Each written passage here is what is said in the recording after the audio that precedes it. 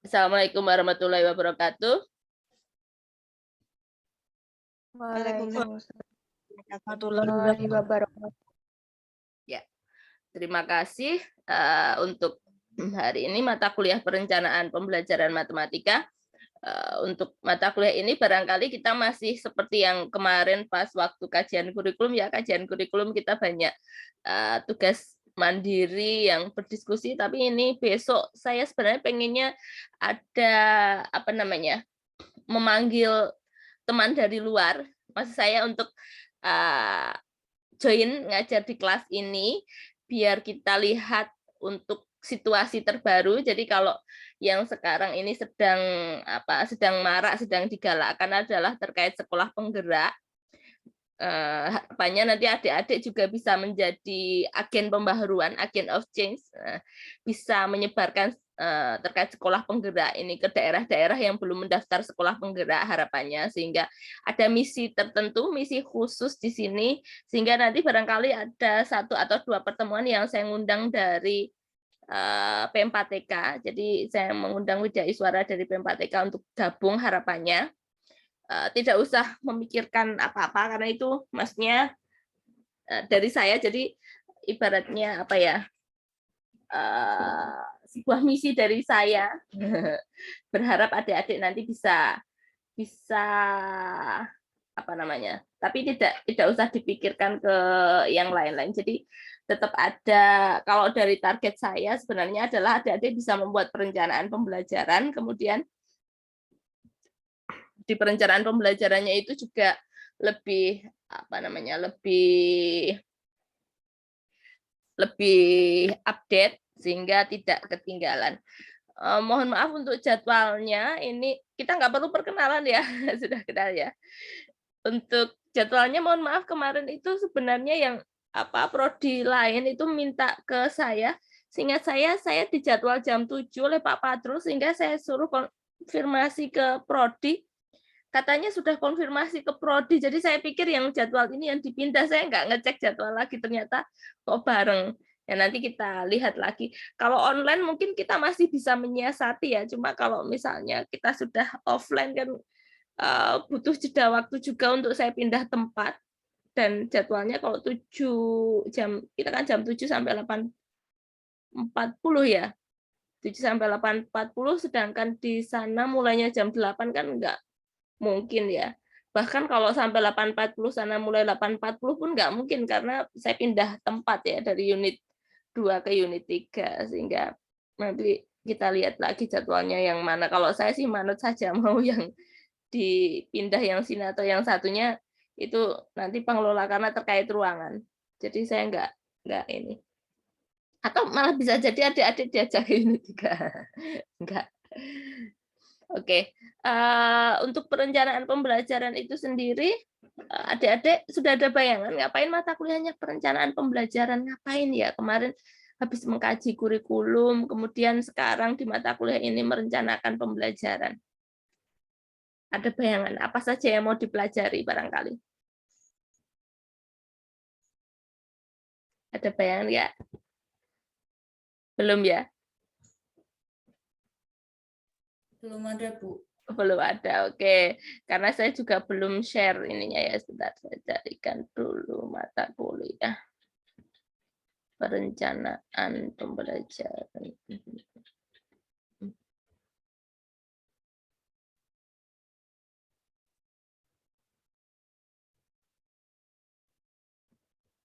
Oh, kok filenya kosong? Bentar. Oh, sebentar. Bentar, saya berpindah laptop. Saya pikir sudah saya upload di Drive. Ternyata yang ke-upload ininya, apa namanya, foldernya, filenya nggak ikut ke-upload. Oke. Belum bisa saya share screen, mohon maaf.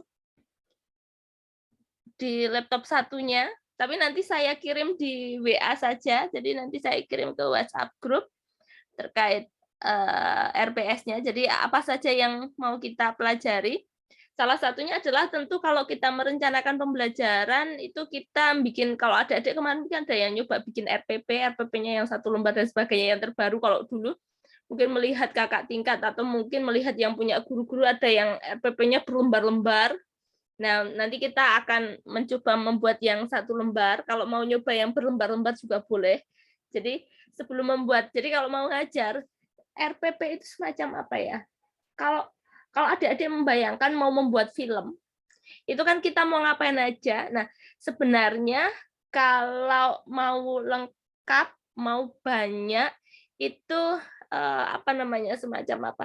Jadi kayak gurunya mau ngomong apa, mau ngapain gitu. Cuma kalau di RPP ini lebih ringkas, apalagi kalau yang 1 lembar. Jelas itu lebih ringkas lagi. Jadi cuma 1 lembar itu urutan mengajarnya itu mau ngapain aja. Nah, kalau orang bikin film nanti lebih banyak improvisasi, tapi hanya guideline-nya aja, panduannya mau ngomongin apa saja, mau dikasih apa saja siswanya. Begitu. Jadi ada urutan yang mau dilakukan. Nah, kalau adik-adik baru belajar, besok kalau mau pas praktek mengajar, adik-adik bahkan bisa sampai ke percakapannya mau ngomong apa saja itu boleh ditulis, tapi kalau di RPP yang dikumpulkan nggak sampai sedetail itu. Jadi kan kalau kita belajar kadang mau ngomong apa gitu, kalau kita tulis dulu kan lebih enak, seperti itu. Nah, tapi kalau di RPP-nya enggak sih, 1 halaman, cuma apa saja, guideline-nya apa, kemudian ada improvisasinya di situ. Nah, sebelum membuat RPP, itu nanti adik-adik harus melihat apa saja. Kalau kita melihat tuh, kemarin kalau di kajian kurikulum kan ada KIKD-nya, banyak banget ya. Banyak banget itu kalau kita tidak memetakan, selesai nggak ya di 1 semester? Karena adik-adik mesti kalau mengajarkan sesuatu bisa jadi gemas gini, gemas gitu ya. Pas 1 KD, kok nggak paham-paham ya? Diulangi lah, nanti habis di situ, yang belakang nggak belum ini. Karena memang seharusnya sih memang siswa bisa menguasai baru ke belakang, tapi kita harus memanage waktu juga, sehingga untuk memanage waktu itu kita harus memetakan waktu yang tersedia. Jadi pertama kita lihat apa waktunya tersedia seberapa, itu artinya kita melihat ke kalendernya, ya kan? Kalendernya. Jadi kita melihat ke kalender, tentu saja kalender yang ada di sekolah, yaitu kalender akademik, kemudian kita petakan kecukupan waktunya. Nah, itu nanti namanya adik-adik ada istilah program tahunan, program semester. Nah, nanti adik-adik jadi yang dibuat pertama kita melihat kalender akademik, kita petakan waktu efektifnya, jam belajar efektifnya, kemudian kita membuat program tahunan, 1 tahun itu mau belajarnya kira-kira berapa, materinya apa saja, waktunya seberapa aja, kemudian lebih rinci lagi ke program semester. Mungkin adik-adik mendengar istilah prota, prosem gitu, program tahunan, program semester. Nah, setelah itu, setelah lebih rinci di program semester, nanti adik-adik lebih detail di program semester, baru nanti mengecek ke silabusnya. Tapi silabus ini sebenarnya di masa sekarang kan sudah disediakan pemerintah, jadi adik-adik bisa mematchkan, menyesuaikan dari yang sudah diberikan pemerintah itu, dimatchkan, kemudian dibuat ke RPP-nya yang 1 semester tadi. Tapi tentu saja kalau ngajar kan nggak hanya RPP ya, mungkin butuh yang lain dari pas setiap materi itu kan membutuhkan strategi pembelajaran yang bisa jadi berbeda. Saat menggambar grafik dengan saat pemecahan masalah, tentu saja kan membelajarkannya berbeda, sehingga adik-adik nanti bisa jadi saat membuat RPP dengan berbagai strategi yang berbeda-beda. Nah, kan sudah pernah belajar strategi pembelajaran ya. Yang kemarin kajian kurikulum juga ada terkait mengkaji kurikulum KIKD dan sebagainya. Jadi di situ nanti tidak hanya RPP, jadi di 1 pertemuan itu bisa jadi 1 KD, itu nanti di RPP-nya ada yang membutuhkan LKS, ada yang membutuhkan media, ada yang membutuhkan bahan ajar, dan sebagainya. Jadi itu nanti harapannya sih bisa bervariasi, enggak monoton gurunya ngomong terus siswanya mendengarkan. Tapi bukan berarti kita ngasih tugas terus diem aja, siswa suruh mengerjakan, ini tak kasih kertas, dah kerjakan. Bukan berarti begitu, gurunya tetap ada di situ. Jadi gurunya memberikan guideline, kemudian melakukan pembimbingan. Tentu saja melakukan pembimbingan ini lebih berat daripada kalau ngajar ngomong biasa, kan kita lebih enak ngomong biasa ya. Siswanya dengerin, udah ikut kita. Tapi saat kita mendesain itu memang butuh tenaga lebih. Satu, mendesain materinya, kemudian kedua sambil membimbingnya itu, menemani siswanya itu sampai di mana itu tentu saja pekerjaan yang lumayan berat, karena kan kelihatan siswanya nggak bisanya di mana, tapi ya itu kita mesti melakukan feedback begitu. Nah, cuma di masa pandemi seperti ini memang untuk bikin LKS-nya agak susah ya.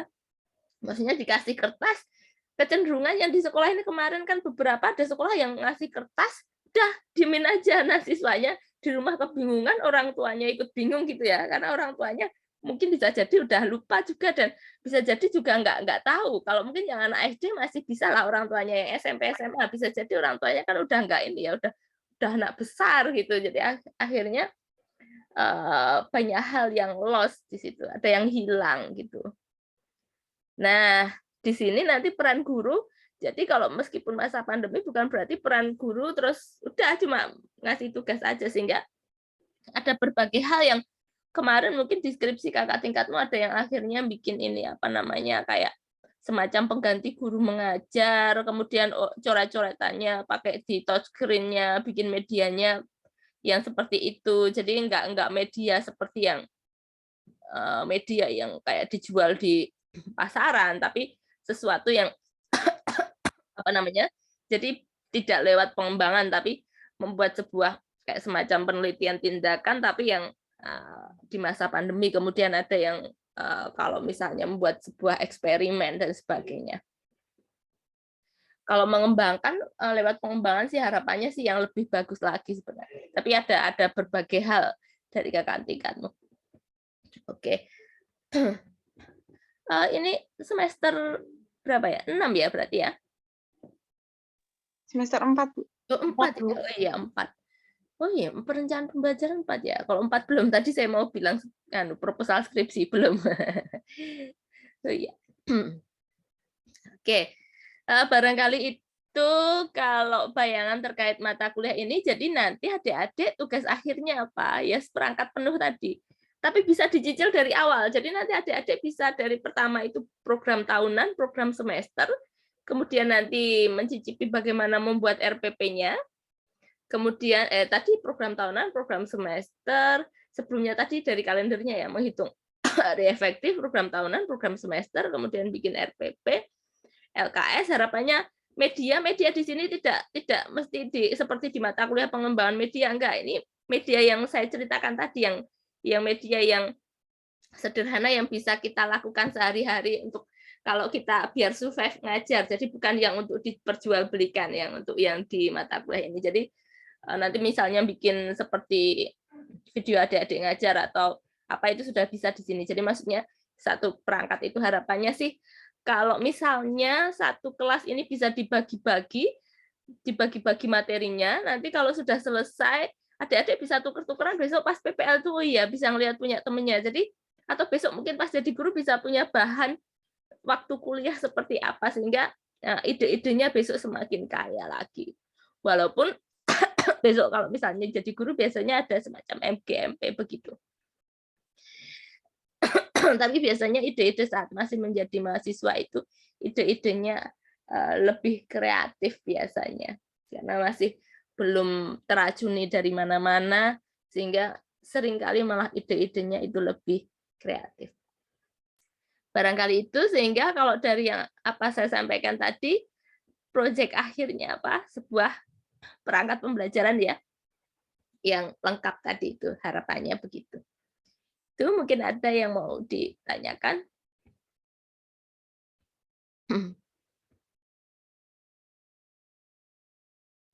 Belum ada, Bu.